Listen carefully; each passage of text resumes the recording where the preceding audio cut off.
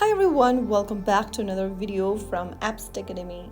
Today in this episode, we will be learning how to upgrade to ChatGPT Plus using the mobile application.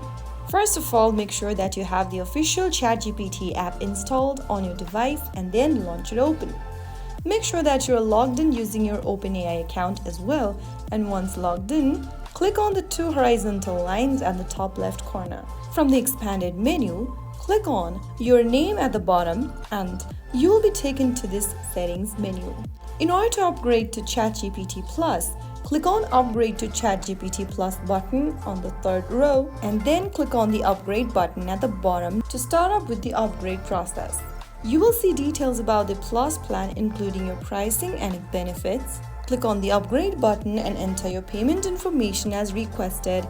You can usually pay with debit or credit cards or other accepted payment method linked to your App Store or your Google Play Store. Confirm the subscription and after upgrading, you can return to the app's home screen. You should see indications of your ChatGPT Plus status like access to ChatGPT 4 or faster response times, and that is how you can easily do it. If you found the video helpful, don't forget to like, share and subscribe to the channel. I will be back again in the next episode.